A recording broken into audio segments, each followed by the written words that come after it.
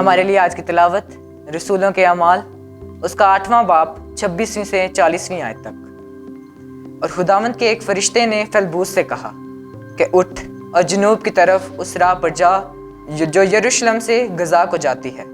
وہ اٹھ کر روانہ ہوا اور دیکھو ایک حبشی خواجہ سرا جو حبشیوں کی ملکہ کنداکا کا موزس اور اس کے تمام خزانے کا مختار تھا اور یروشلم میں عبادت کے لیے آیا تھا، وہ اب واپس جا رہا تھا اور اپنی رتھ پر بیٹھا ہوا اشعیا نبی کا صحیفہ پڑھ رہا تھا۔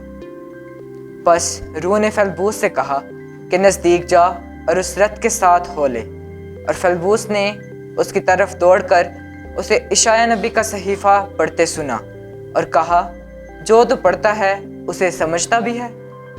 اس نے کہا، یہ مجھ سے کیوں کر ہو سکتا ہے جب تک میرا کوئی ہادی نہ ہو؟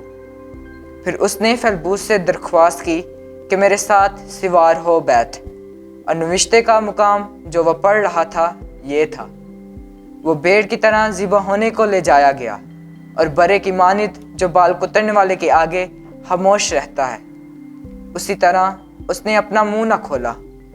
وہ پست حالی میں انصاف سے محروم رہا۔ کون اس پشت کا حال بیان کرے گا؟ کیونکہ اس کی زندگی زمین پر سے مٹائی جائے گی۔ خواجہ سرا نے فیلبوس سے مخاطب ہو کر کہا کہ میں تیری منت کرتا ہوں، مجھے بتا کہ نبی یہ کس کے حق میں کہتا ہے، کیا اپنے یا کسی اور کے؟ تب فیلبوس نے اپنی زبان کھول کر اسی نوشتے سے شروع کر کے اسے یسوع کی بشارت دی، اور راہ میں چلتے چلتے وہ کہیں پانی پر پہنچے۔ تب خواجہ سرا نے کہا، دیکھ پانی موجود ہے، اب مجھے بپتسمہ لینے سے کون سی چیز روکے؟ فیلبوس نے کہا، اگر تو اپنے دل و جان سے ایمان لاتا تو لے سکتا ہے۔ اس نے جواب میں کہا، میں ایمان لاتا ہوں کہ یسوع مسیح خدا کا بیٹا ہے۔